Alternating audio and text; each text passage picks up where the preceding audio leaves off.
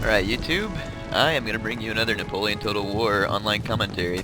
Here you can see my opponent, Lord Horatio Nelson, making a quick run at my artillery à cheval, which is horse artillery, and I intercepted it with my lancers, and was able to quickly destroy his unit of, I believe it was some kind of dragoon unit that he had sent after me. Don't remember if it was dragoon guard or what. In any case, let me zoom back out of here. As you can see, my artillery à cheval is under fire from my opponent's artillery, which is howitzers, obviously.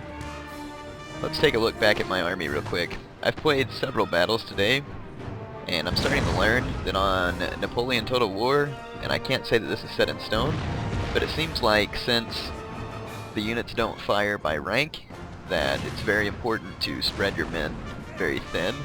This is something that I kind of strayed away from, having been used to Empire Total War, where having your men in 3 ranks was quite effective. So I'm still trying to get used to this game and to understand its nuances. So what I've done in this battle, as a test, is to bring a large quantity of men, rather than trying to bring very quality troops. So I've just brought, I think, 8 or 9 units of Fusiliers de Line, and I have 5 units of Voltigeurs, skirmishers. I don't know how you say that exactly, but I'm just taking a shot at it.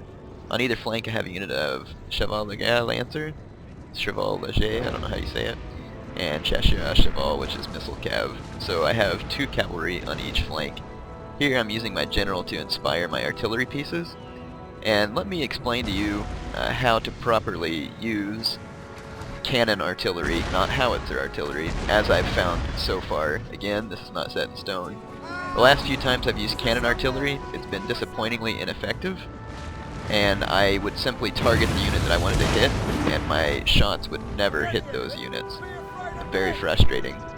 So I'm not sure that I'm doing it right at this moment, but I actually learned that you can target anywhere on the battlefield within your cannon's range, so I actually target the ground just in front of what I want to hit, and I noticed that my cannon shots started becoming much more accurate.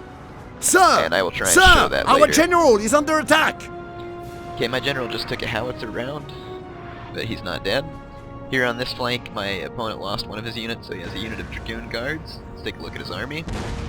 He's got the 88th Foot. He has about, I think, 6 units aligned. He has his general here, which is Major General Picton. I seem to always be attempting to kill this guy. And here I just used my artillery tactic where I aimed in front of his general, and sure enough, you can see here that my artillery fire did kill several of the members of his staff. So it definitely seems to be more effective to target the ground in front of what you want to hit, rather than just targeting a unit itself. And I would recommend that you do not leave your cannons on fire at will, just so that you can better aim their shots. So here's my opponent troops.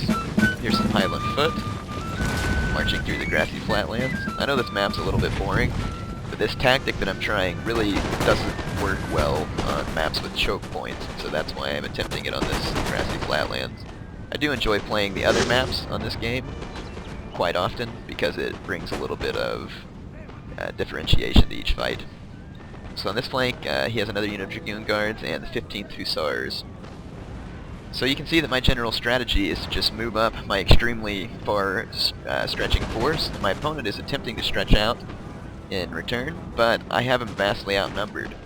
And that was another test that I was performing in this battle. As I said, do greater quantities of men really make a big difference in this game, as opposed to, say, Rome Total War, where high quality seems to make all the difference. So here's my skirmisher skirmishing with his rifles, and British rifles are far superior to any of the French skirmishing forces. So I'm losing Our men are running, skirmishing sir! fight, but my intent isn't really to blast out all of his skirmishers. It's more or less just to keep them busy for a moment while I move my men into position. So I'm moving up my line behind, and I'm continuing my artillery barrage, and I'm not exactly sure what I'm targeting at the moment. Here I'm moving up my line in the background. You can see on the mini-map what I'm doing. I kind of turned my line at an angle, and I'm going to try and start to box my opponent in. I'll be attempting an outflanking maneuver, which is generally the only thing you can do whenever you spread your lines thin. So your opponent's definitely going to know what you're up to. And although I think this is a good strategy, it can be undone by a skillful player. So my opponent here got mad because I shot his 15th Hussars with my missile cav, and when he charged in for revenge, my Lancers were waiting to pounce, and they pounced in and dealt his Hussars a devastating blow. So his Hussars are about to rout. They're down to 22 men, and his other unit here is a Dragoon Guard, I believe. I really like how Lancer Cav are so much more effective in this game. It was very annoying on Empire Total War that Lancers were almost useless unless you came flying down a hill. But on this game, they're very useful when you use them in the right situation. So you can see here that I did use them well, and I routed his 15th Hussars without taking too many casualties. Alright, the skirmishing continues, and I am still moving my line infantry into positions that I like. As you can see, my line's a little bit disorganized at the moment, but I'm moving into Our men are my running, opponent sir! from his left flank. So you can see that my outflanking on the mini-map there has already begun. And here I'm attempting to silence his 5-inch howitzer, and I first bring up my men to allow them to fire their muskets. And I don't know if they were aiming at the wrong target, but this doesn't lead to a whole lot of effect. Go ahead and watch it real quick. In the background, I'm still chasing his cavalry and his general with my Lancers, and my opponent has put this unit of Highland Foot, or Blackwatch, sorry, into a square, and they're firing and killing some of my cavalry. So I'm getting frustrated with not getting the effect I want quick enough, so I charge in and smash into his artillery crew from the side. And that's going to quickly rout them. We have killed their general, There, sir. my Lancers got their Now, general, they must break. which is taking place here. So Major General Picton, I have killed him once again. Seems like any time I kill my opponent's general, that it ends up being him. Just an unlucky fellow. But my opponent's now countercharging with his Dragoon Guards, and this is going to be the end of my Lancer unit. But they turned out to be quite effective, and I was impressed with them. Alright, my opponent is beginning to realize that he's quickly becoming outflanked, and here in a moment he will try and retreat backwards a little to fix this. And you can see that I've run my skirmishers up front, and they've taken the brunt of the fire from the enemy line and skirmishers, and now my line is in position, and since I outnumber my opponent's line by several Our units, men are running, this sir! is going to be bad for my opponent. But you have to remember that he does have higher quality line, and the purpose of me testing this was to see if greater quantity of line, if used properly, can beat higher quality line. Sorry, I had to cough there. So one of my opponent's units of skirmishers is breaking. He's falling back here in order to protect his flank, but it's really too late because I have cavalry behind his line, and my units are definitely taking their toll on his line infantry.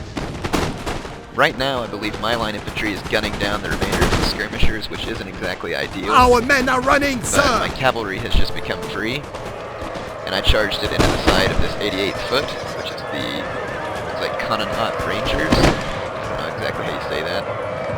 They're going to form into a square, I think, or at least try to, but I'm going to get out of here. One good thing to do with light cavalry is to always keep them moving. Don't let them get caught in a melee for too long. And look at this. This unit of line right here routed with 113 men because of the overwhelming number of my forces around and my cavalry hitting them in the rear. So this strategy worked out. It's kind of like a blitz. I bring a lot of men, I move up very fast, and then I hit my opponent from the flank and from behind with my cavalry. So my opponent played well, but I think I definitely, since I had him outnumbered so bad with my infantry, that it's bad for him.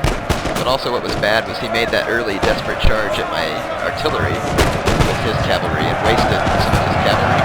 And because he did so, it allowed me to gain cavalry superiority much easier. And he was using heavy cavalry, and I defeated them with light cavalry. So light cavalry can be very useful when used properly. Remember, Lancers are good on the charge, and missile cav should be used to gun down as many light cav as possible before you hit your opponent. So you can see there that my opponent's troops were routing en masse because I killed this general, which was one of my components in my plan, and my other component was to hit him with flanking fire. And due to these massive disadvantages, although he had a lot of men left, his army routed quickly, which is what I needed.